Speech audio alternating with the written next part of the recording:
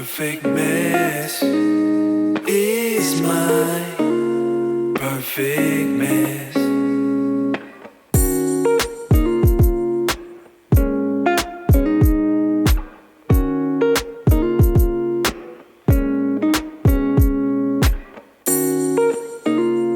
Perfect mess is my perfect mess.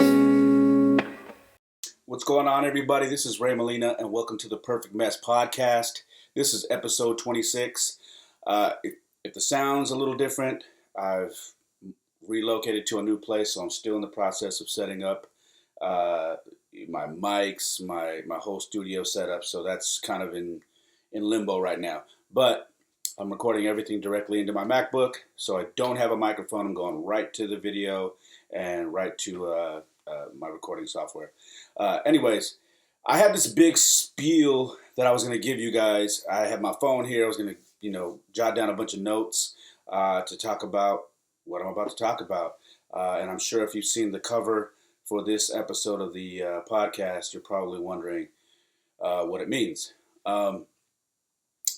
This is a podcast I've been putting off for a while until my situation changed. And I'm hoping that you take something from this that can probably help you in the future if you are going through a hard time, if you're going through rock bottom, like what the episode is called. A lot of people think they have hit rock bottom in their life, and they seem to think that there is nowhere to turn and they want to give up. But I got to tell you, rock bottom, a lot of people don't hit rock bottom when they think they do. Things get pretty bad, but it's not rock bottom. And I can tell you from my experience, I thought I hit rock bottom plenty of times over the last 4 years. And last year definitely was rock bottom for me. So strap on your seatbelt. Let me get a drink of this coffee. I hope you guys are having a good day. Yesterday was Valentine's Day. I hope you shared it with your loved ones. I hope if you are single, you didn't spend the day in your feelings, being bitter and angry. I hope you still had a good day, and hopefully by now you're at a place where you love yourself and you don't need someone to make you happy. Because I think a big misconception with most people is they need someone to make them happy. Because they're not happy with themselves. So I'm hoping if you are single, that's not something you were battling with yesterday. All right, so let's dig into this. I put out an album called Three Kings, which was a very personal project for me that touched on my divorce, that touched on me being a father, being a newly single father, and how I was dealing with that, and also dealing with all the different things that come with now being single and having to deal with being a statistic. And what I mean by that is now being one of the numbers that are out there, millions of people who have now went through divorce. And the reason why I bring this project up is to not promote that album, but to tell you there's a song on there called Greyhound. Produced by my good buddy, my best friend, Dan Tracy. You guys know him as Tracy. But it's called Greyhound, and that song is very, very personal to me. Well, that whole project is, but that song is very personal to me because it talks about in depth what I was going through during this time. And there's a verse in there, I believe it's the second verse, where I talk about being at the gym, taking a shower, and realizing that your life has gone from a place where you had a home, where you had your family, where you had everything that most people take for granted, and now you're in this position in life where you never thought you would be, and it's basically like you lost everything. And how did you end up there? Now, in that verse, I talk about being in the shower at 24-Hour Fitness and crying and weeping Uh, During that time, uh, I would work out at the gym a lot. I would go to the gym every day. And so a lot of the times I'd work out after midnight. And when I was done, I would go, shower there at the gym before going home. And there were times where I just was reflecting on my life prior to being single and being alone. And I would be in that shower and I would break down and cry.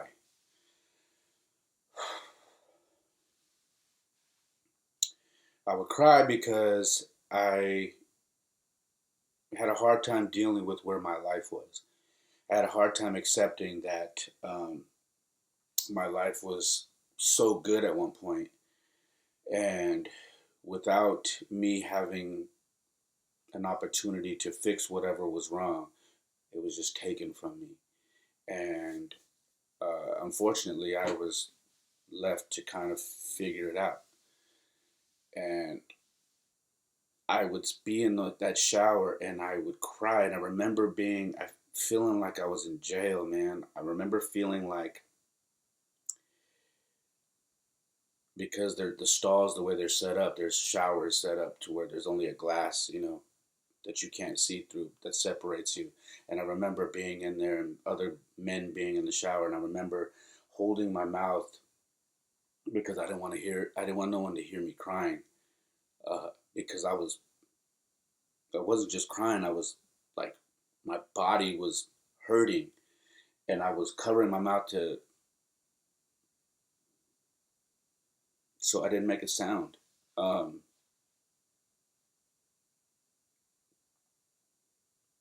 I just didn't want no one to hear me.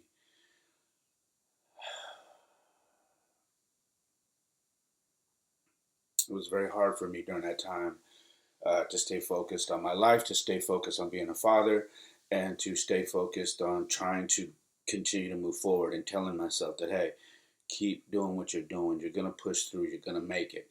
You're going to be fine. This is a very hard time in your life, but you are going to be fine. Uh,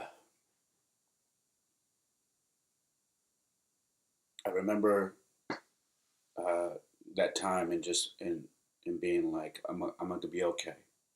I know this is hard, but I'm going to be okay. The reason why I was in that shower is because my living situation was completely different than what it was. I referenced this in that song Greyhound, um, where I had a cot, which was a fold out bed. Uh, if you go online, you look for a Coleman camping bed. Uh, there was a fold out bed. Um, that's what I used to sleep on. I would sleep on that, and that would be my bed. Uh, a lot of you may be saying, "Well, why would you do that? Why wouldn't you just go uh, get an apartment and go get a bed and go do this, go do that?" Um, and what I can say to you is this: I had a tough decision when this divorce happened to either stay home, stay close in the Silicon Valley, San Jose, stay close to my kids so I could see them every day, take them to school every day, play baseball with them, coach baseball, coach football, and do everything that I was doing, or potentially talk to my grandfather and go to Sacramento and stay there for a while and commute and try to figure out my life and where it was going. Um, and as most of you know, that's not an option for me. That I I'm with my kids almost every day. So I had a couple of decisions to make. One of them was, how do I stay? If I'm deciding not to go to Sacramento, how do I stay in Silicon Valley, which is the most expensive place in the United States, pretty much. Um, and now that I don't have a second income with my wife, I now have one income, and now I have to start from scratch. Now, some people are like, okay, well, you know, uh, why don't you, go to court, and try to, see if there's any way you can get some help. Um, for me, uh, being a man, and this may sound off-putting to some people, uh, I take pride in surviving on my own. I'm not saying I don't ask for help, because there are times when you have to ask for help. But I could have done so many more things to make sure that I was okay and surviving out here and bring in more money, uh, with regards to options and this divorce. And I chose not to do that because I wanted to prove to myself that I could survive without doing that. Some people say it's stupid. I know a lot of people who know me personally said you're dumb. You should have done that. You should have taken care of yourself. You should have. And I just, in that sense, I needed to tell myself that's the easy way out. And I know I legally have rights to do and go ask for this, but I'm not doing it because I have to prove to myself that I can get through this by myself. I don't know what it was. It was something in my head. It was not just being stubborn. It was something that I needed to prove that I can survive without asking for help from people or going to court and saying, hey, I need this. So I opted to stay in the Bay Area. I opted not to go to court and ask for all the things that I could have asked for. Um,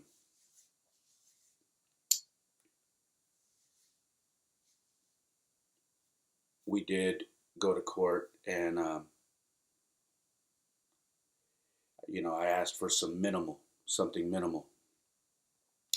nowhere in the realm of what I could have asked for, and just like I said, it's just something that I chose not to do. Uh, excuse me. So I opted to stay. My living situation got rough. Uh, Most of you know I'm a small business owner, so I said, okay, I'm gonna survive. I'm gonna live where I work, and where I work was an office that basically had two rooms. One was the main office, where I did a lot of the work that I do, screen printing, uh, designing logos and graphic design and vinyl. And the other part was where I would have my recording studio and I would record stuff. So there was a door that separated it. Oddly enough, there was a closet in there for whatever reason, and it just worked. So what wasn't there was a kitchen. Uh, there wasn't a bathroom in the actual unit, and there wasn't a shower. So there was a men's bathroom that was a community bathroom for everybody who had offices that we all had a key to. There was a kitchen that the offices could use, but they closed it uh, when COVID hit. And again, no shower, which is why I was at the gym all the time. I was already going to the gym, and I said, hey, no biggie. I can make this work. I work out every day. I'll be at the gym. No problem. Not a problem. It's 24 hours. I can do whatever I need to do. I got this. I can survive this. It's not a problem. Uh, I made it work. Um, like I said, I slept on this Coleman fold-out camping bed, um, and I just made it work. There's only a handful of people who knew my situation. I had a few people say, hey, if you need a place to stay, if you need a room, if you need this, if you need that. And I just kept saying, no, I got it. No, I got it. No, I got it. Um,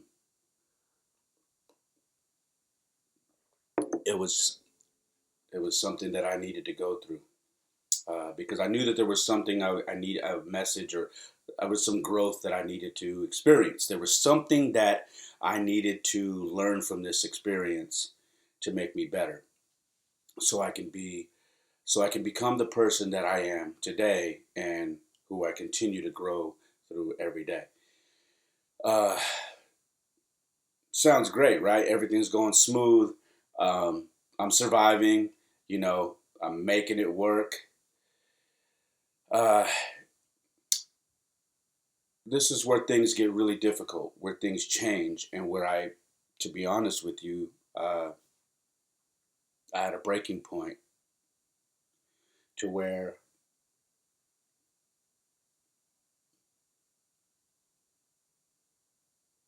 I kind of blamed God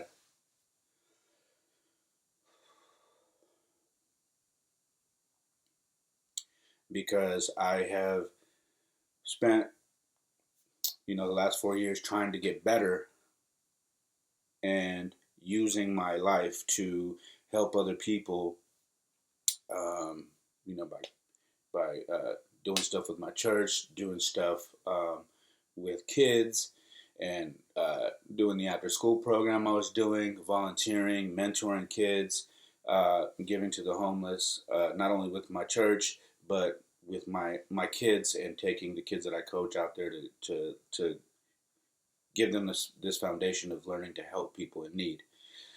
And here I am in need, and I'm helping. I'm doing it. I'm doing things that most people wouldn't do because they're in a bad situation and need help themselves. Um, so,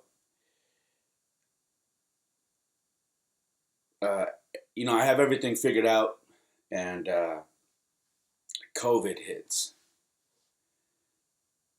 and I'm not thinking it's that serious at first. I'm thinking, okay, they're talking about this virus. There's a possible shutdown, and I'm like, all right, whatever. This is, it's America, man. We've been through some stuff. We can get through this. It's not a big deal. And I'm thinking, a couple weeks, whatever. So I'm still going to the gym every day. I'm working out. I'm going to the gym into March. I'm still.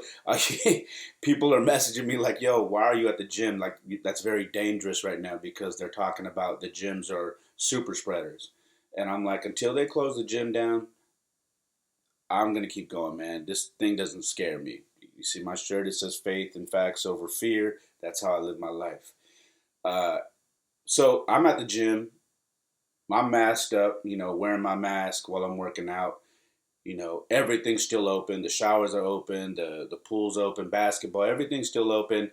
But you're starting to see a lot of people not going to the gym. It's starting to be like where there used to be hundreds of people, there are now 40, 50 people, 100 people, maybe. But you're definitely seeing the numbers shrink down. And then, boom, they hit us with the shelter in place. Things are still not registering for me. I'm thinking, okay, shelter in place. So now everything's on lockdown. Gyms closed down, businesses closed down, dining closed down, clubs closed down, events closed down. You name it, everything that has to do with gathering is closed down. Church, everything. And I'm thinking, okay, well, this is new. So we're shutting down. And then it hit me. I don't have a shower. The gym's closed. How is this going to work? So I'm thinking, oh, okay, whatever. They said shelter in place for 2 weeks. They said, hey, give us 2 weeks. We're going to shut everything down. We're going to get this thing under control. And then we are going to be good. I'm thinking, okay, I got this. 2 weeks. I called my buddy and I said, hey, you know my situation. Gyms are closed down. Would you mind if I, because they have you know, a 2-story home, and they have a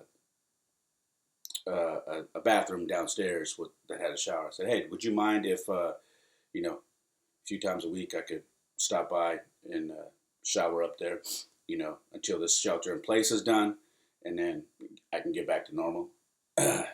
He's like, yeah, totally, man, dude. I was gonna reach out to you because I know. He's like, you're one of the first guys I thought about. Like, damn, this is gonna affect him pretty bad because of his situation. He's like, dude, I got you. I'm like, cool, done, figured out. I'm good, right? Not so fast. I get a call back the next day from a friend of mine who I love to death. This is my boy. I've known him since I was in grade school. And he says, hey, man, I got some bad news. And I said, what's the deal? And he said, I can't allow you to use the shower here because my wife, she's very nervous about what's going on. And I said, you know what? I didn't even think about that. He's like, they're saying this thing is highly contagious and can spread very easily. And the shelter in places means we're all supposed to stay in our homes and not be around anybody that isn't immediate family. And he goes, bro, he's like a lightweight got into an argument about it with her because I told her, I stopped him right there and I said, hey, do me a favor, bro. Don't argue with your wife about this. Don't do that. You're my boy. I know where your heart's at. I understand, but she's 100% correct. Don't argue with her about it. All right. I love you. Thank you for trying, but I completely understand what she's saying. And she's right. We don't know nothing about this thing. We're still learning. And she's right. I'm healthy as an ox. Who knows? I could be what they call asymptomatic. No symptoms, no nothing, but I could be touching things, whatever, and spread it. And of course, using a shower has a potential to do that. Again, this is literally days into the shelter in place in March of last year. And he goes, bro, I'm so sorry. What are you going to do? I said, I don't know, man. I go, I'm good, but don't worry about me. I'll figure it out. So I get off the phone and I have no clue what I'm going to do. I have no idea what my next move is. And I sit there and I just start praying and asking for God to give me an answer. Because I really don't have a clue what I'm going to do. So I get online and I start Googling outdoor tricks on how to shower when you don't have access to this. Indoor tricks on how to shower when you don't have access to this and that and blah, blah, blah. And I started looking around what I have available in my office. And I'm like, okay, 2 weeks, I can do this. I can figure it out. I've been through worse. I can figure this out. I'm not going to fail. And I find a bin, a plastic bin, and I'm like, okay, how can I get this to where I don't damage my office? I don't make this messy. I make it as clean as possible and make it work. So I said, okay, I have these big, those yellow and black Coleman. When you go to Costco and you get those yellow and black bins, the big ones with the yellow tops, I have a bunch of those. I'm like, okay, what I'm going to do is I'll take this top, I'm going to lay it on the ground, and I'll put a towel over it. So the towel gets wet, obviously from showering, from bathing, but I'm on plastic so it doesn't go through the carpet. Perfect. I have this other small plastic bin that I can put hot water and soap in. And I have some small little towels that I used to use for the gym. And I go and buy these shower gloves. So they're basically like gloves you put on your hand, and they're like cloth to where you soap them up and you rinse. So I buy those and I try it. I go in our bathroom that we have for the office. Now, and get hot water. I put it in, in this little bin. I carry it to the office and I put it in there. And I start basically giving myself a an exaggerated bird bath. The hard part about this is you can't exactly just be doing this at busy hours of the day because obviously I have to still work. I have people that are coming to see me about work. I have to go do things. And not only that, there's people in all these other offices where I don't want them seeing me carrying soap water in a bin from this bathroom into my office. They're probably looking at me like, what the hell is this guy doing? And so you either have to do it at night or super early in the morning when nobody's there, just to avoid the awkwardness, right? So that's one of the hard things. The other thing is when you're done, you know, you dry up, got my towel, I dry up, whatever. Then taking that same bin that is now essentially dirty bath water because you've showered, you've rinsed and whatever, and taking that and putting it, going to the restroom again and dumping it and cleaning the bin, making sure everything is clean. And so doing that, you can't just go and, like I said, during busy hours and people looking at you like, yo, what is this guy doing? So you have to strategically plan how you're going to do this. I did that for 2 weeks. Uh,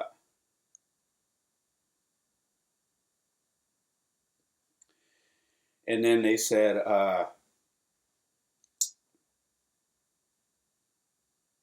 we're going to keep everything shut down. We're sorry, but our county and numerous other counties are going to remain shut down. Gyms are not going to reopen. Everything is going to shut down.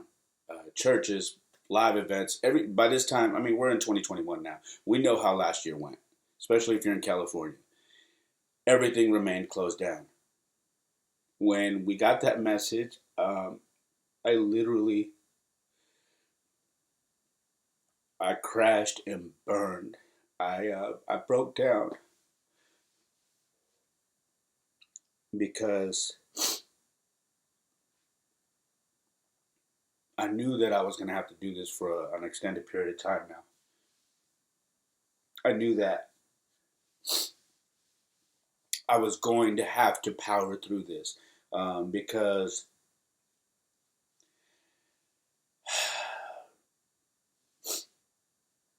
we were in a different time now. Now you can't just go out and borrow a friend's shower because people are sheltering in place. They're quarantining. You can't just go and, hey, I need to use your shower. Hey, I need to.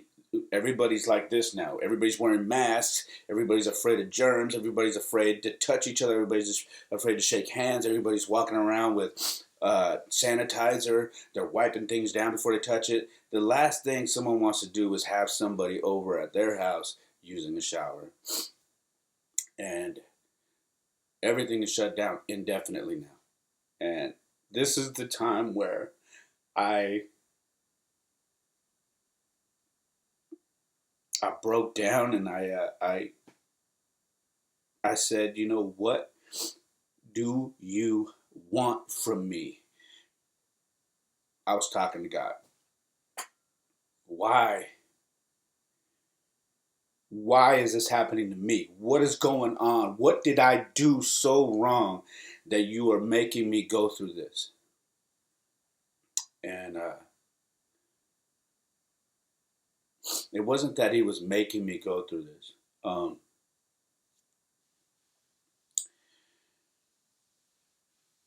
I needed to step back, calm the noise around me, and focus on my situation and how I could figure out a solution to to get through this.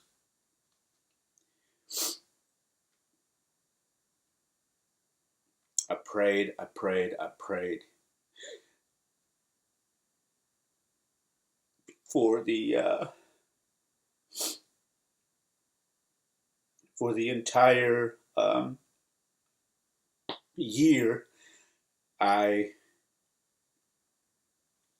I hid the fact that I was doing this. I hid the fact that I was showering the way I was. I hid the fact that I was going through such a bad time.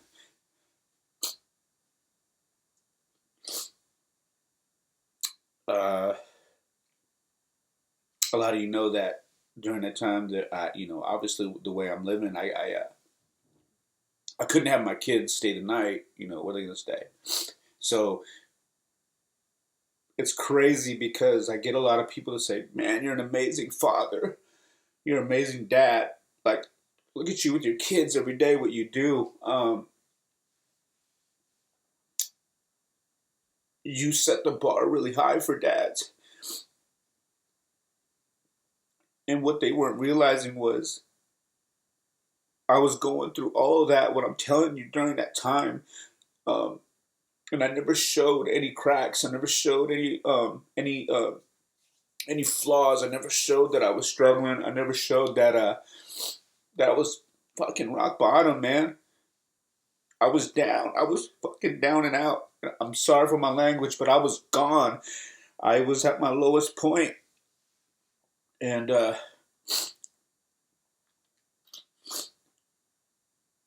you know, trying to gather yourself and say, okay, well, I got to go find a place to live. That during that quarantine, it was hard. They're not showing. They don't. Nobody wants to be around each other. So trying to find scramble to find a place to live to try to figure this out was hard because they still didn't know what was going on. So you can't just go meet up with someone and go get a place. Like, no, everybody's like, no, we're staying away. And so I had to power through. My kids, they one day, let me get it together. Give me a second.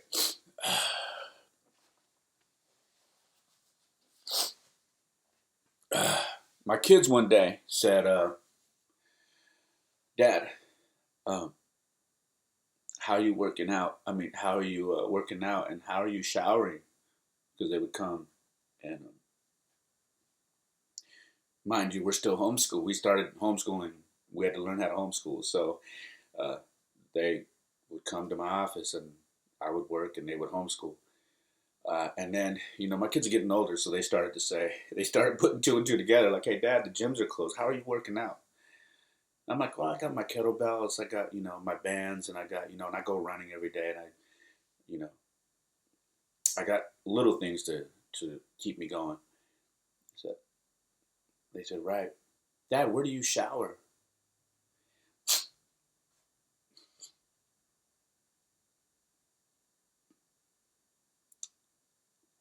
And I had to lie to him. I said, oh, there's a there's an empty office down the hallway, bud. That's like if you go around the corner, they used to do spray tanning and stuff, and it's one of the offices that is equipped with. It's not a full shower, but like a little spot where you can rinse yourself. They gave me a key um, during quarantine to use that when I needed it, and so I just go there, and they're like, oh, okay, and I didn't have the heart to tell them because I didn't want them, they're kids and kids talk, and I didn't want them to go around telling people, hey, my dad lives at his office, and my dad, you know, has to shower this way. So that's what I told them, and and that was very hard for me to do, to say that to him. But I needed to do that so I could get through, so I could manage my situation. Um, as you can imagine, I'm going through so many things in my head. I'm questioning how I'm gonna how I'm gonna make it through this. I'm trying to figure out how long this quarantine is gonna happen. How long is this gonna go? And there's no answers, man. I mean, we're in 2021 and we're still going through shutdown and then reopening and shutdown, and gyms are still not open. They opened for a month, I think, last year or something, and then they closed back down. Um, so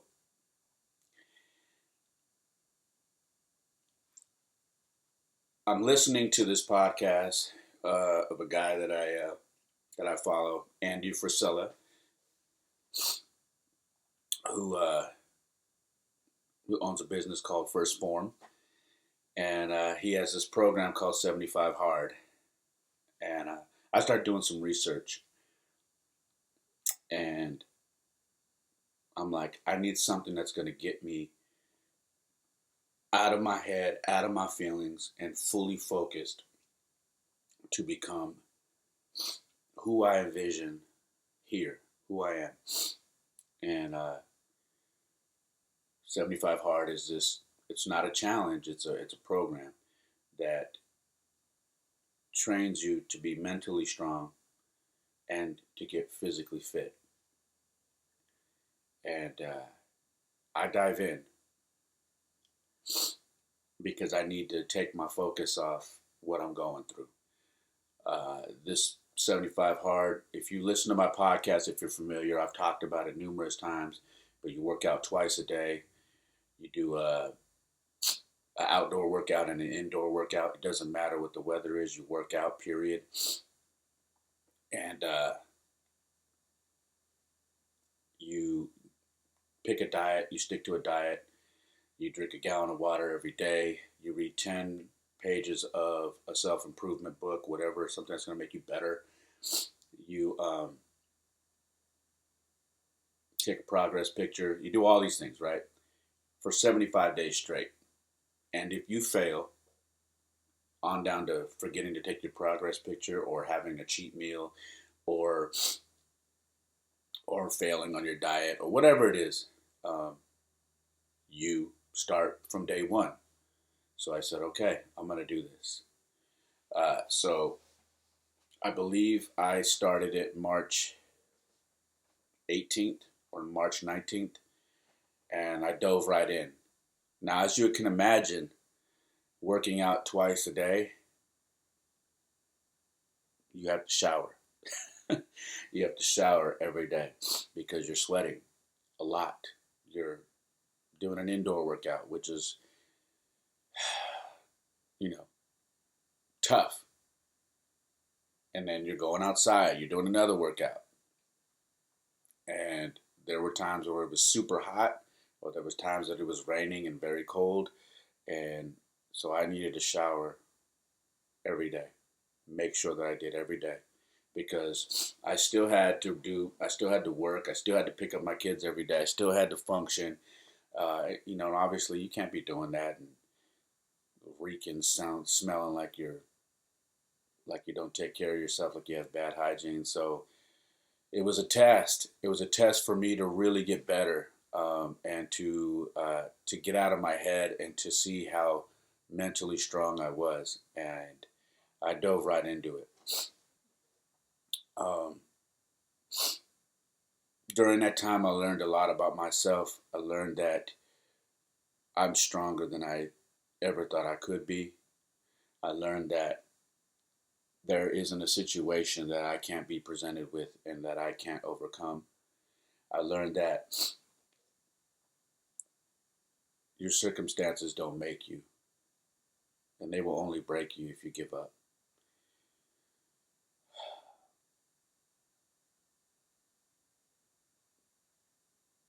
I started making things fun.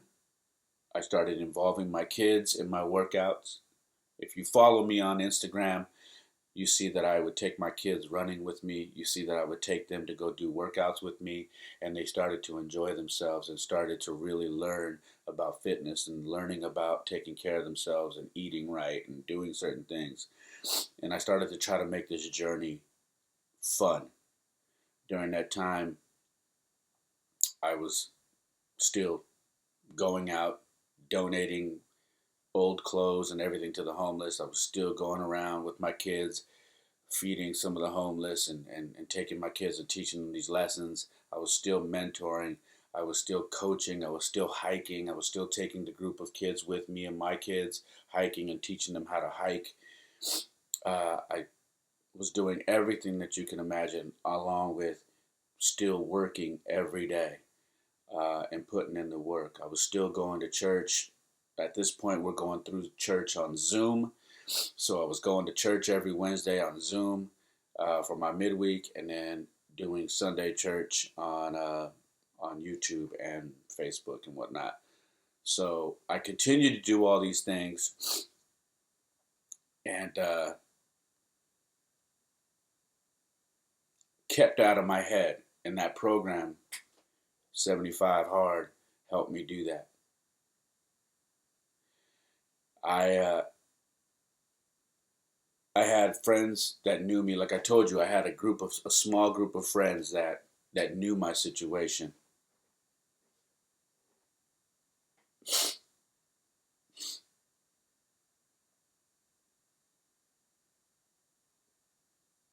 And they would call me and say,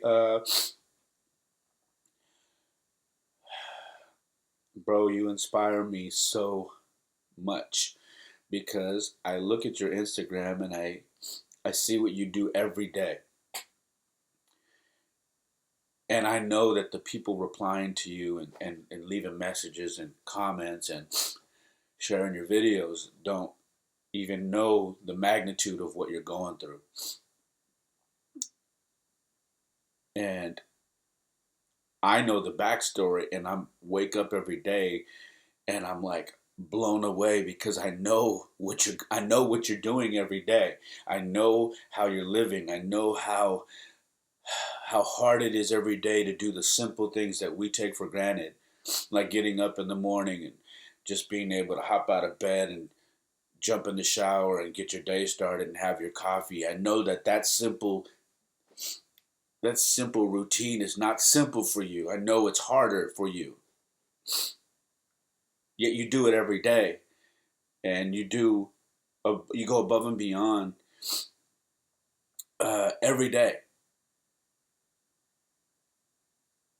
This is around the time that I'm getting people that are watching my journey, seeing that I'm losing a bunch of weight. Uh, for those of you for those of you who are watching on YouTube, for those of you who are listening right now to this podcast, I was 62 pounds heavier than what you see right now. And if you're on my Instagram, I was 62 pounds heavier than what you see. Um, so during this time, a lot of people are saying, I love what you're doing. You're inspiring me. I'm listening to your podcast. I'm watching you work out every day. I'm seeing you read books. I'm loving the quotes. I'm loving what you're doing with your kids. Everything that you're doing, you inspire me. I can't wait to have kids. You're the type of father that I need to be to my kids when I have kids. I've had women tell me that, God, I wish more fathers were like you and blah, blah, blah, and all this stuff. And I'm telling you, I appreciate it. But during this time, I'm reading all that stuff, and there are still days that I'm going back to that office, and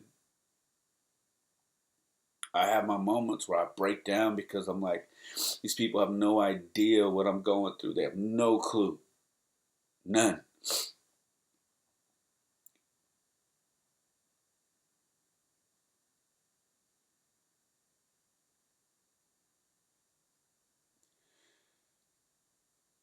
I've learned not to take things for granted. A lot of us take things for granted, things that are very simple. We just take them for granted because they've always been there, because they've been something that we've known since we were babies. We've always had this. We've always had, you know, the ability to hop out, take a shower, the ability to just go in the kitchen and cook some food, and all these things. And for me, that wasn't the case. It just wasn't. Speaking of food, I'm sure me mentioning that right now, you're probably wondering, okay, well, how did he cook food? Uh, well, I had a Coleman grill, camping grill, so I was able to, use this little propane two grill, Coleman propane grill, and I would be able to cook food there.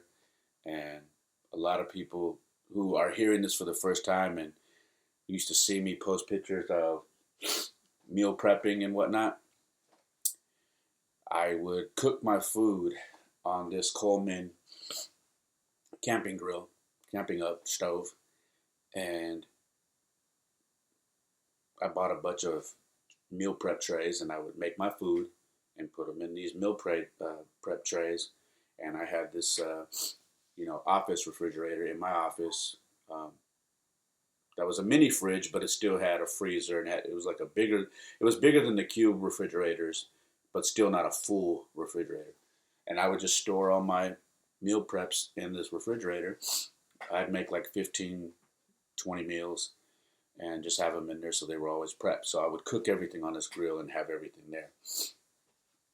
When I'm telling you I learned how to survive and not complain about my situation, I really learned how to survive during quarantine, during this shelter in place.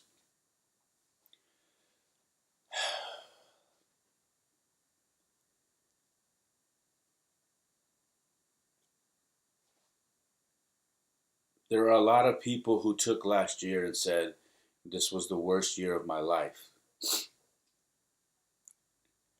And I'm not saying it wasn't the worst year of anybody's life. But when I seen the things that they referred to and they said that this happened to me, this was the worst year of my life, I had to really sit back and look at what they were talking about. And I realized they have no idea how worse it could get, how bad it could get. Because these are the same people telling me, man, I wish I was as strong as you. I love what you're doing with your kids. You inspire me, and they have no clue what I'm going through behind the scenes. I've had people tell me, my hours got cut from 40 hours a week to 20 hours because of COVID. This is the worst year of my life. I can't pay my bills. I had people tell me, I missed a few weddings. I couldn't travel to go see this person. I couldn't travel to see that person. This is the worst year of my life. I had people say I got laid off from a job I've been at for 10 years. I'm on EDD now. This is the worst year of my life. And here I am doing everything. If you go back on my social media feed and you see everything that I did last year, I didn't skip a beat with my kids. They were with me every day.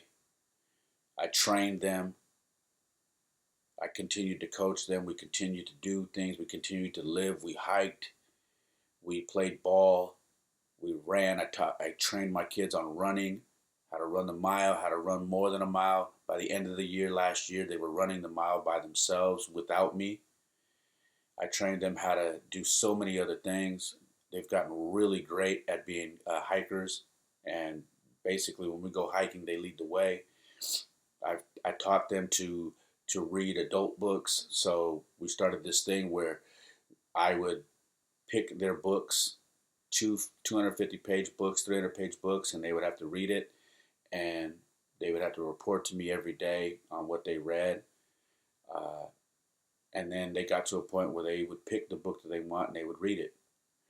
I continued to do everything that you saw me doing with regards to giving back, whether it be at church, the food pantry, whether it be at, going out doing the homeless outreach with my church or doing it on my own. Um, I continued to work every day without skipping a beat. I got myself out of debt. I started investing money in different ways that I had never invested before. I read just under 20 books last year. I lost a bunch more weight. I did all these things.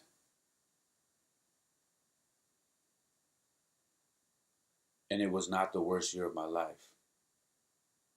I did all these things while not having a kitchen to cook food, while not having a shower to take a shower, while not having a bed to sleep on, and not having the opportunity to go look for a place because everything was shut down.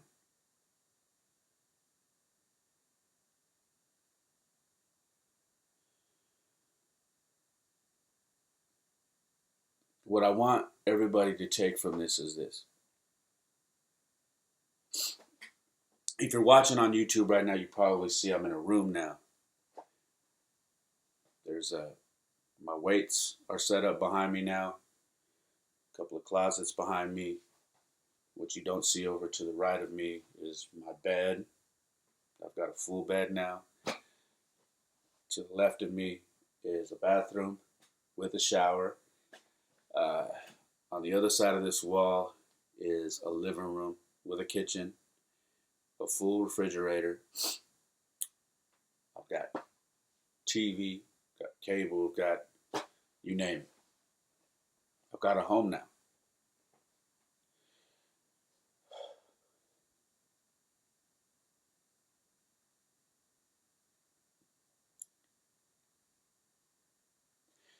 I knew that if I gave it to God and didn't worry about it, it was going to happen. There were times when I was going to force the issue and I was going to say, and put myself in a financial bind and say, look, I got to get a place. I don't care what it costs. I got to get out of this situation. I'm gonna jump into a place and borrow money or do whatever, or use everything I have in the bank and just get this place and be broke. But then I was like, then I won't be able to do the things that I do with my kids, and I won't be able to. I can't do that. So I kept powering through my situation, as terrible as it was. I just kept powering through. I kept telling myself, and what you're not realizing is during this time, I was telling my pastor. He's like, how are you doing it? I'm checking in on you. I'm praying for you, Ray. How are you doing it? I said, to be honest with you, I'm treating it like I'm in prison. I've never been to prison. I've never even been to jail. I've been in a holding cell for 8 hours. But I said, to be honest with you, Pastor, I'm treating this like I'm in prison. And he's like, how so?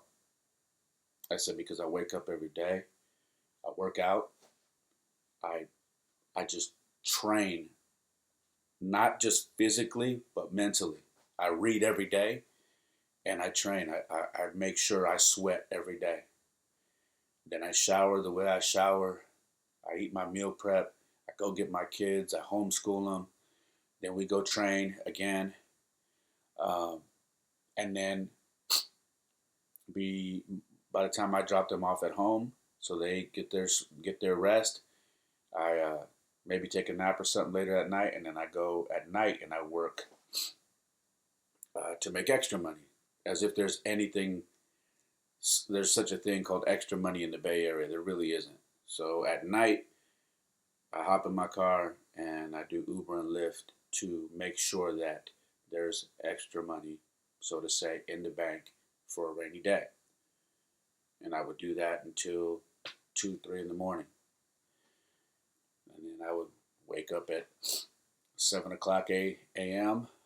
Go get my kids because they start school or they have to log on at 8:30, and then homeschool them and work from my laptop and do what I need to do throughout the day and repeat every day, at least 3, 4 times a day, because my kids would spend those days with me and they would spend the rest of the days with their mom.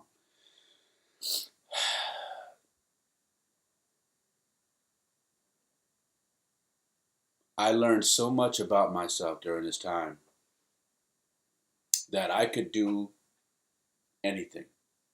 I became more of a believer in me, more of a believer that there isn't anything that I could go through that's going to stop me.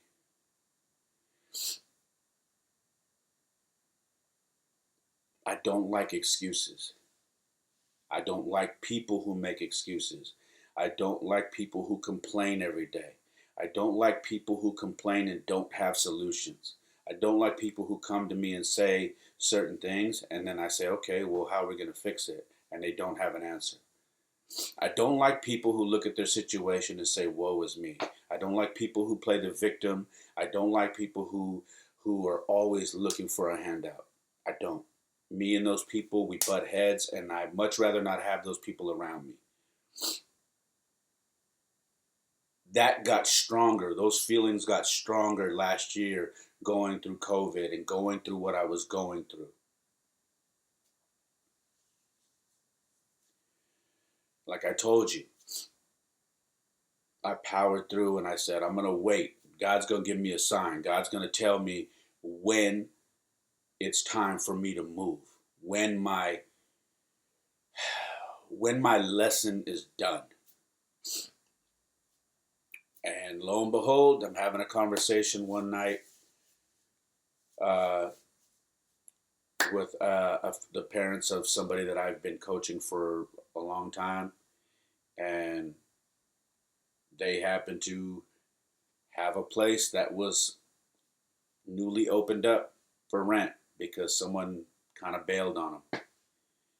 And I wasn't really looking. At this point, I'm like, my situation is my situation, and I'm totally fine with it. So I was okay with all of the changes that I had made, and I was just dealing with it. But I said, not really in the market right now, saving money, fresh out of debt.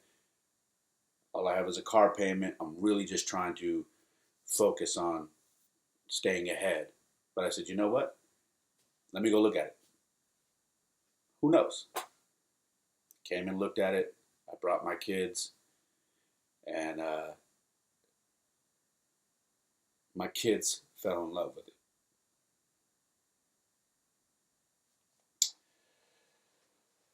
I still kept trying to talk myself out of it. I was like, okay, if you recall the last podcast, episode 25, um, I talk about getting past the things that you struggle with, but having this strange connection to them to where you don't want to let them go because they give you drive and you don't want to lose that drive. This is what I'm talking about. I sat back and I said, I don't know if I want to move yet. I don't know. I know I need to, but I don't know because I'm afraid. I'm afraid that I'm going to lose that hunger. I'm going to lose that drive. I'm afraid that I didn't put enough money aside, and now I'm going to, raise my monthly bills a bit to where I won't be able to save as much money as I have been. So I prayed on it and I prayed on it and I prayed on it. And the more I did, the opportunity just became something that I would be an idiot to pass on. So I did one more thing. I brought my kids back through and I said, okay, look at it, guys. I'm about 7 minutes from your home. Dad, we love it. Dad, this is it. You should do it. I said, I'll do it if you guys want me to do it. And they said, do it. And so I put in my notice and I made the decision to leave. And,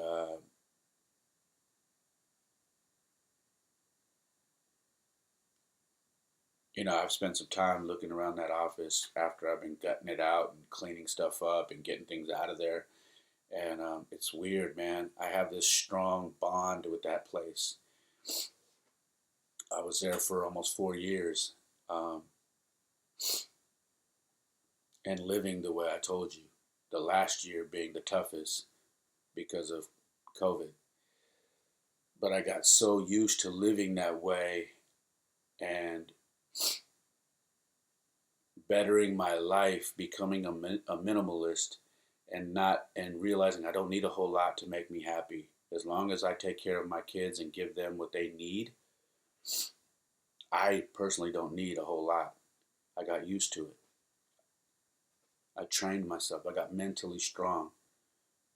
On top of that, I got physically strong because that entire time I was working out, which is where this brand that you see me wearing that I created, Beast or Famine, that's where this came from.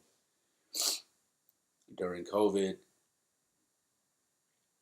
you could either become weak and fall by the wayside and fail, or you can become a beast. Take your circumstances by the throat and control them and say, you are not going to defeat me. I will not fail. That's where this brand came from.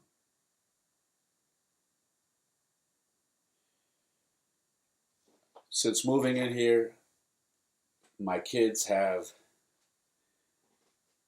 it's become a fun process. My kids have went with me to the store and we have pretty much furnished this place and they helped with everything. And on to pictures that we have hanging on the wall, onto the types of comforter I have on my bed, the pillows, the sheets, the stuff that they have on their beds, uh, on down to picking a shoe rack so we don't leave trails of dirt in the house, on down to uh, the food we have in the refrigerator, to where the TV should go, where this should go, where like they have taken so much pride, and it's to the point now where they don't even want to leave. Like and I'm like, hey, mom needs her time too. But they said, this is the boys' house.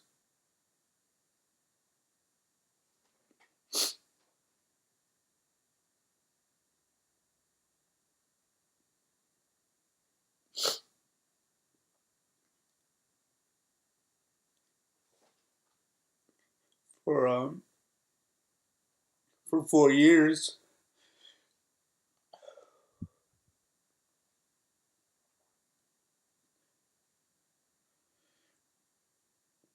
for 4 years, I haven't been able to.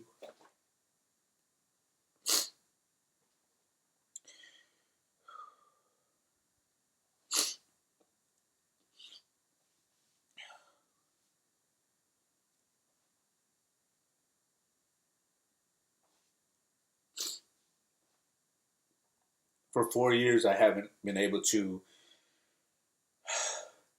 have them overnight to stay the night with me.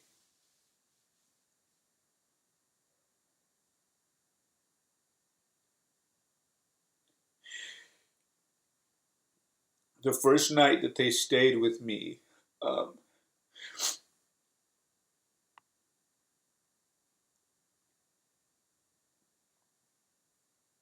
I I said a prayer with them and I tucked them in, and then I just watched them go to sleep.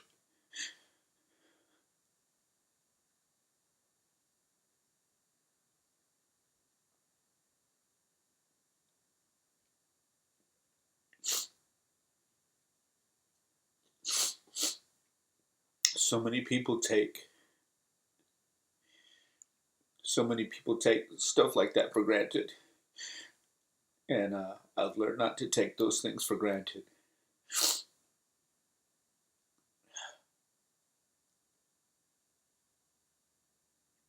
It's been years. I woke up in the middle of the night, sleeping in my room, in my own bed.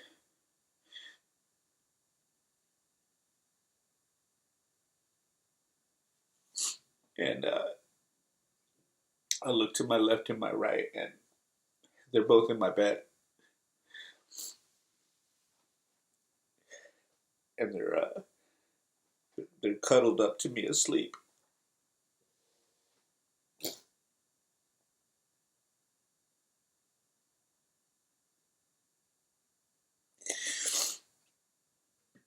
I cannot tell you how that made me feel.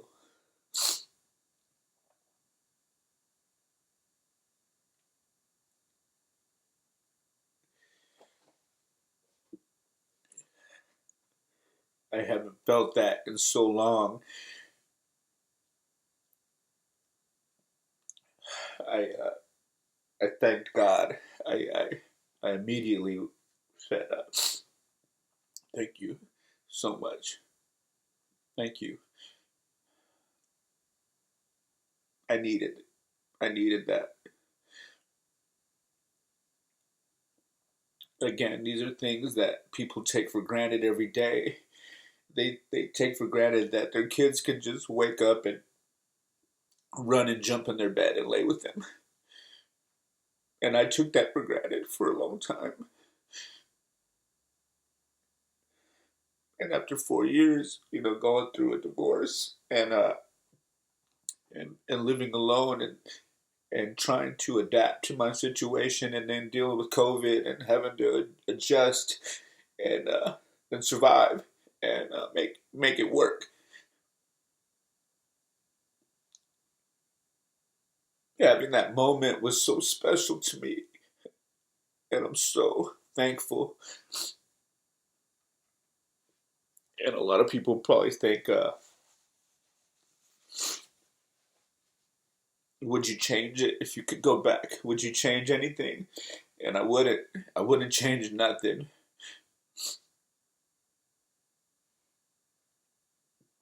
because I'm not ashamed. I'm not ashamed of what I went through. I'm not ashamed of what I had to do.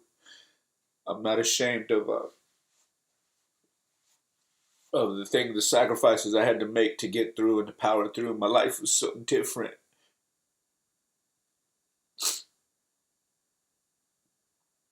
It's so different. It's not what it was.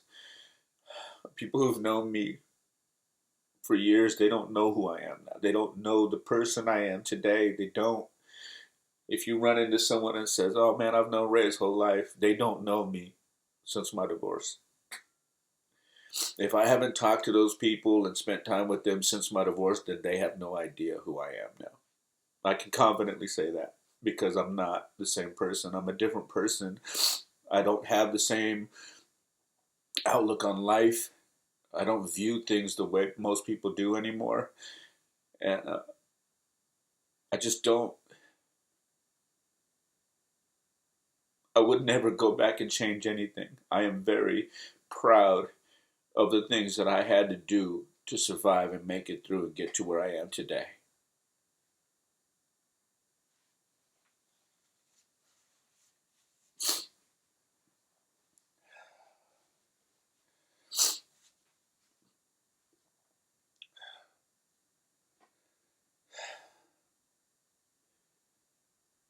I'm going to close this thing out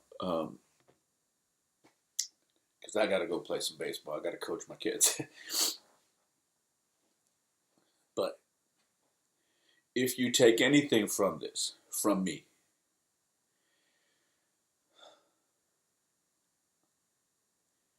I hope that you take the lesson that no matter what your situation is, if you get out of your feelings if you sit down, take a deep breath, look around, look at your situation, and put a plan together, and not feel sorry for yourself, and not blame God or blame anybody else. Stop looking for someone to blame, and most importantly, don't play the victim. You can make it through anything. We are stronger than we think we are. And I'm not just saying that for men, for fathers, for single people, for married people. I'm talking about women too. If you're a young kid who's listening to this, maybe you're in high school or maybe you're in college or whatever. Maybe you're trying to figure out your life and you're in your 30s. You are stronger than you think you are. But too many people play the victim role these days. Too many people look at their circumstances and say, there's no way I'm going to make it. I need help. Everybody wants help. I'm not saying I don't ever want help. But what I'm telling you is before I go and start asking for help, I try to see if can I help myself first? Can I do this alone? Let me find out if I can do this alone. And I can tell you from experience, more often than not, you can.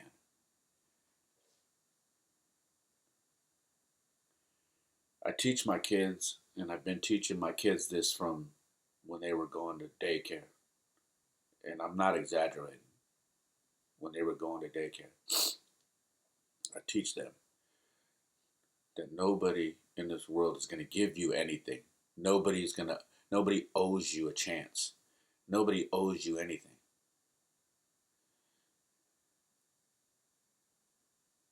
You have to get up every day. You want to change your circumstances, you've got to get up and do it. There's no workaround. There's no freebies. There is no timeouts.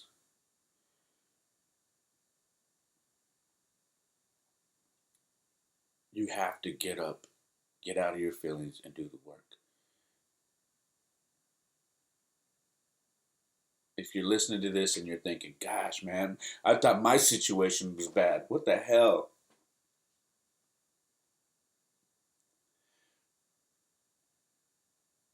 I'm glad. I'm glad you're looking at it like that because I wanted to share this with you guys and put myself out there because I feel like people need to know that you can survive your darkest hour, your rock bottom. You can survive it. Rock bottom taught me so much about myself. It taught me so much that I could achieve and power through and get myself back to being up here, to being at a level that I didn't think I could be at. I was listening to this podcast, Joe Rogan. He was interviewing Jay Prince from Texas, and Jay Prince said, "Every day we wake up with two choices." He said, "A choice or two opportunities, a choice and a chance.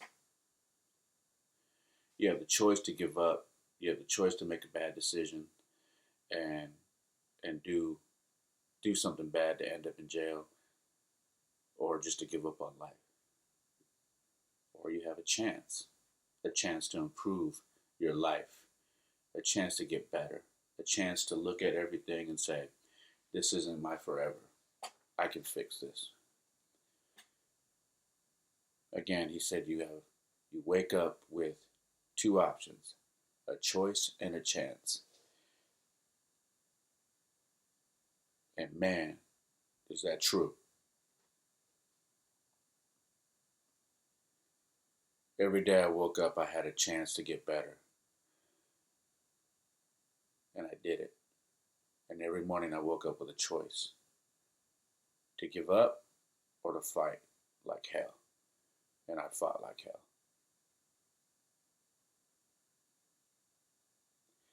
my journey continues, man. By all means, I'm not where I want to be in life, but life is a journey, and every day we try to get better, or at least we should. We should be trying to get better. So, this is just another chapter in my life of shit, the perfect mess. That is where this podcast name came from.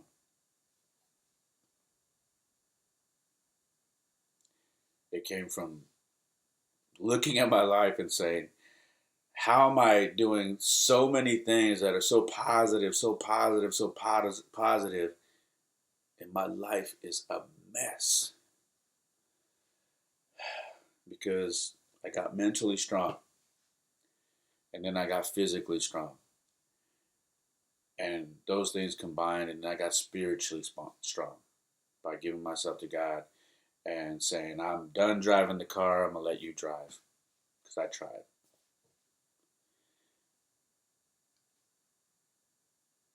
And looking at my life, I said, man, this is a mess, but it's the perfect mess. It's my mess, and I'm proud of it.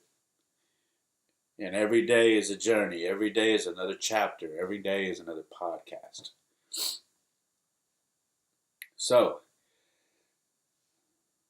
that's pretty much what I have. I was terrified of telling this story. I didn't want to put it out there. People are cruel.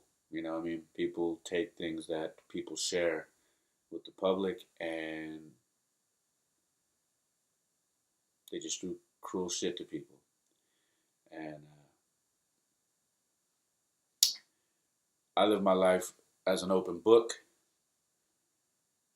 and I'm okay with sharing my life with people who know me and thousands of people who listen and watch this and have no idea who I am. This is my life. It's the perfect mess. And I own it and I'm proud of it. And I wouldn't change a damn thing. So, as always, I love you guys. I hope you have a very, very blessed day, night, wherever you're at. And I hope you enjoyed this episode. And if you feel like someone should hear this, if you feel like there is someone you love or someone you care about, or even yourself, whatever, share this with somebody. If they need a boost, if they need a kick in the ass to get out of their feelings, to get their lives under control, and to take it by the reins and say, I'm not going to fail, I'm going to make it. Pass this along and share it with somebody, tell somebody about it. I appreciate you guys for supporting me. Thank you to everybody who continues to listen and support my podcast. My website, if you'd like to check out the website, is raymolina.com. You can go on there. I have a blog that I put up with regards to books that I read. I have an online store where you can buy merchandise there. I mean, you can listen to the podcast on my site. I mean, there's all kinds of stuff there. Again, it's raymolina.com. And for all of you on Instagram, I am on Instagram. It's Ray Molina is my Instagram. The podcast is my personal Instagram is It's Ray Molina, and the podcast is at The Perfect Mess Pod. And I'm on Facebook. Yeah, all of that. So please tag me in anything. If you share it, tag me. I'll make sure to give you a shout out. Again, I appreciate you guys. I love you. Subscribe to the podcast on iTunes. Follow me on Spotify. Share it. I appreciate it. Please leave a review if you're on any of those. For those who would love to donate to the podcast and help me to grow this thing, I do have Cash App. Cash App is what I use to to take all donations. There's a few people who have sent donations in, and I thank you so much. My Cash App is $ It's Ray Molina, and I'm trying to grow this thing and to make it bigger and better for not just myself, but for everybody who feels like they get some kind of a value out of it. All right, that's all I have. Again, raymolina.com, and this is episode 26. I love you. God bless, and I will see you on the flip side. Perfect mess is my perfect mess.